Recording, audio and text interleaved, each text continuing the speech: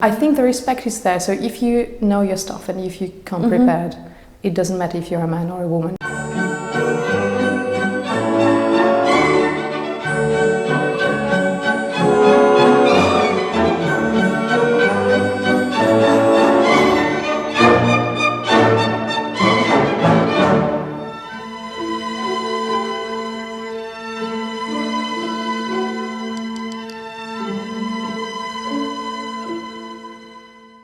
Hi, hello, my name is Binek. I'm at the Karajan Institute now, and we are very proud to have Alexandra Helldorff today here.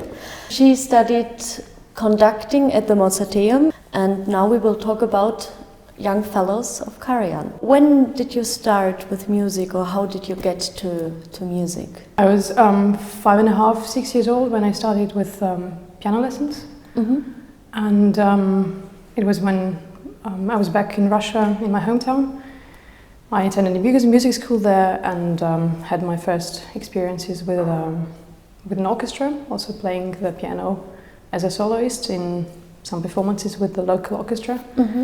And at the age of 12, we moved to Austria, first to Innsbruck and then to Salzburg, actually. With the whole family? Yes, with my mom. So she married an Austrian guy, and therefore we moved to Austria. So far then I started to study conducting at the conservatory in Innsbruck, and then I moved to Salzburg to the Mozarteum to pursue my piano studies and also to start conducting here as well, choir and orchestral conducting. And why you got to the conducting? This is a good question. I remember I had two experiences which are very, I think, important to me. I was 9 when I played for the first time with an orchestra, and it was amazing for me just to listen to all the musicians and for me, with the most beautiful moment I can remember is when they began tuning. So with the first oboe giving the A, I just enjoyed it so much when I was sitting and I think even that I gave the first A when started as a kid, and then you just have the feeling that you're connected to the musicians. Yeah. And afterwards, when I was 11, I had an opportunity to play Greek concerto, also with the local orchestra, and this is when I had the first idea that I would really love to do something with, or if I play, I would really enjoy playing with an orchestra. And so when we moved to Austria, it was mainly piano, of course, but I also did quite a lot of chamber music at the conservatory. I had some opportunity to play with violinists and flutists at this time, and we had a small trio, and then it just moved to this wish of also pursuing conducting. But you're a woman, and there are a lot of prejudices. There are some prejudices, but I wouldn't say that it's the main thing now. So what I think is it constantly changes. There are a lot of women who start careers, even going and having the opportunities to work with great orchestras. What I think is the main problem, as you can call it, is for you to get inside the business. So for you as a woman, it's I think a little bit more difficult getting the opportunity to have a rehearsal with an ensemble. And so, also the respect from the musicians, maybe? I think the respect is there. So if you know your stuff and if you come prepared, it doesn't matter if you're a man or a woman. And if you're not prepared, then you'll just, it's not going to work. Sure, But just to have this first, also this first impression, for example, if you're not an extrovert, which is also maybe not a good combination for being a conductor, but so if you cannot express everything, or you cannot show everything in the first 30 seconds. So when I started my conducting studies here, we were, I think, 5 or 6 people in the first year, and I was the only girl, let's say. But afterwards, I had quite a few colleagues who also began studying. It's a little bit different with choir conducting. There are more women there, but the orchestral conducting is a little bit less. that's the case here. But how is your daily practice? For me, I try not to listen to another recordings, but the main thing is for me to study the piece so I know exactly what is going on. And I have never practiced in front of the mirror, which some colleagues do. I think that if I know exactly what I want and what is going on in the piece, and what I want to tell the orchestra or the ensemble I'm working with, that I'm able to transfer it to my technique. Because you tend to learn a lot, and I had also a great first teacher who trained us with, who showed us a lot of the conducting techniques which you can do for you to be able to hold the ensemble together. You just mentioned the technique, so there are a lot of different techniques in the conducting, or that's a good question. Just one technique, or no? Like every conductor has his own personal technique. Okay. But there are still things that you have to know that you can how you transfer the information to an orchestra. Look at Carlos Kleiber's or even Karajan's video, so you can see how amazingly they. So there are some basics, and then you. Yes, you have the basics, of course, that just show a 4 and a 3/4, but also how you, let's say, how you prepare an upbeat for a singer or for strings. It's a little bit different, so you always also have to consider the breathing. So there are so many components. For example, so you cannot throw in and expect them to play. So you need to prepare. I really enjoy working with singers. For me, opera would be a great opportunity. But also you cannot do it without a knowledge of symphonic works. But for me, opera is one of the most interesting parts, I think, because you have so many aspects you have to look after also and also working with the stage directors, which is an amazing thing as well. So I would say opera is a great thing. Yeah. But can you imagine a life without music now, or it's not possible anymore? It's a very good question. I keep asking myself this every day because I also have some other jobs not related only to music making. I'd really say that it's not, if you say it like that, it's not oxygen, so you still would be able to live without it. Or for the emotional part of life, it wouldn't be the same if we had no music. So I wouldn't say, probably not. I think it's just to, sometimes it's also to feel calm, maybe, to feel the joy, to feel, to get all range of emotions out of music. What is important for me is working with other musicians, so you have this interaction, even if it's a rehearsal with the singer, for example. So this, I think, makes me happy, just to be able to create something together. I mean, of course, the piece is there, but you still get an own impression on a piece. When you're conducting the orchestra or the opera, maybe, do you feel that you get luck, or you feel lucky during that or after, when you finished getting the applause? For me, the applause is a little bit, it's a bit somewhat strange thing for me, because as soon as I get on stage, this was the same when I was 5, 6, as I can remember from the first concerts I have.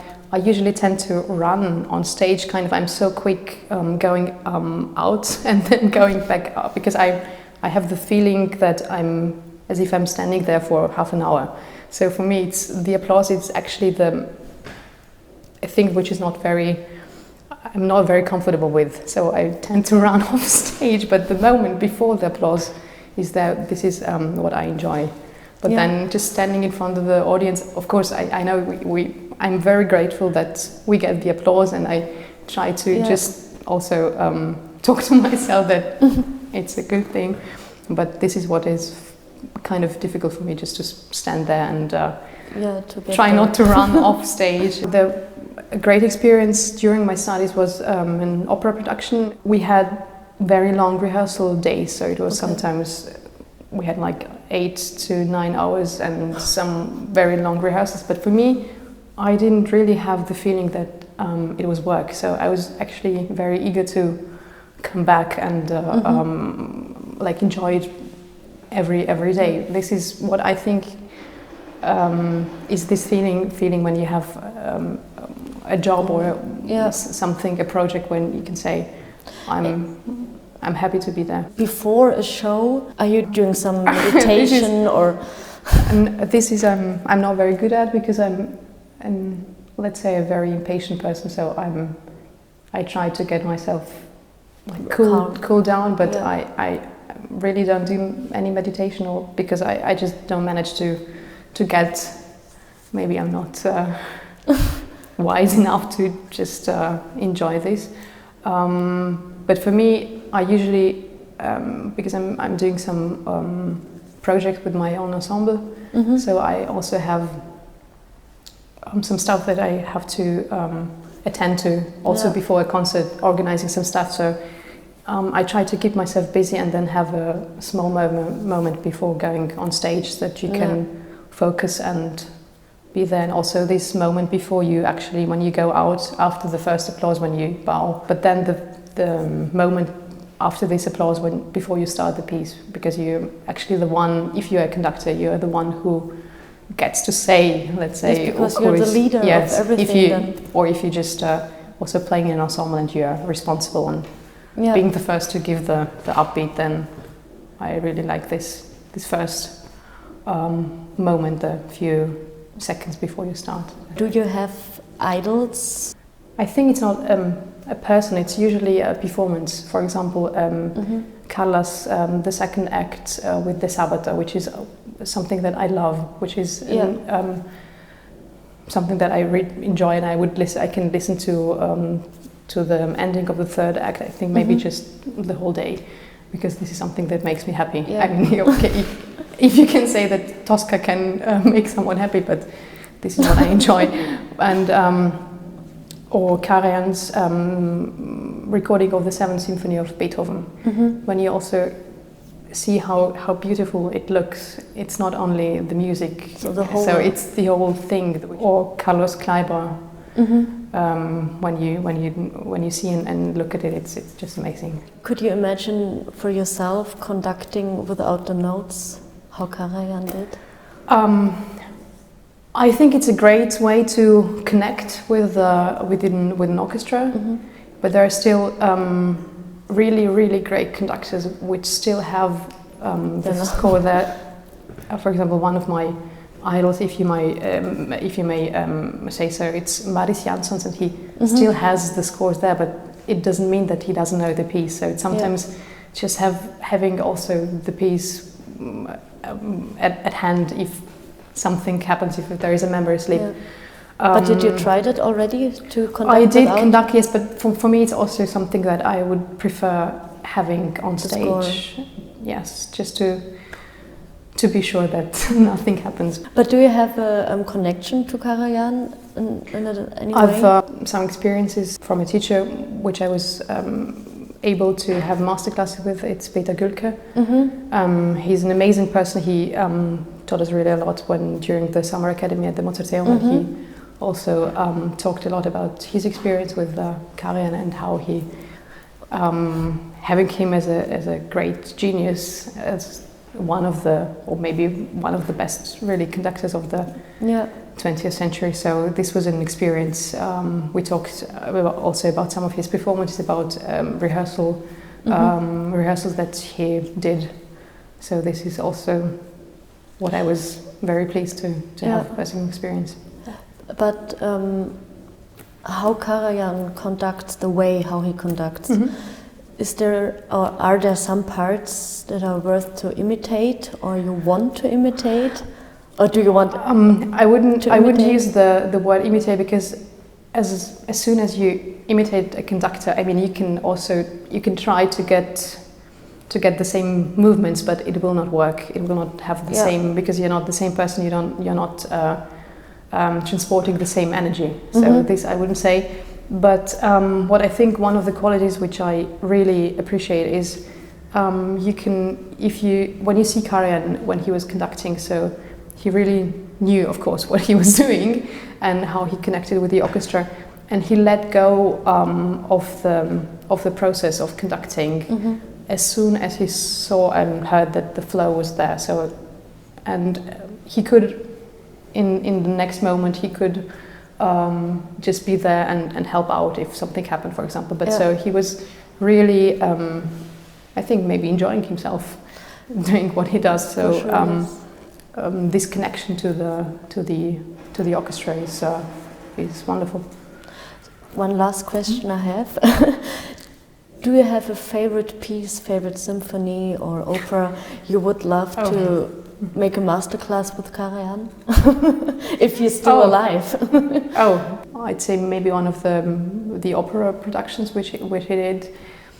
But it's really hard to pick something out, because I really don't have I don't have a favorite piece I would be able to choose. So I'd really appreciate, I really love Bach, this is music which makes me happy. Okay. Maybe this is not the things that I would enjoy doing with Karajan, let's say, because there's still some things that have changed in this area. But also great Wagner operas. So there are a lot of things, yes. So thank you very much for this very interesting interviews. By the way, you're sitting on the chair of Karajan. That was his chair. Wow. So thank you very much for that. Thank you.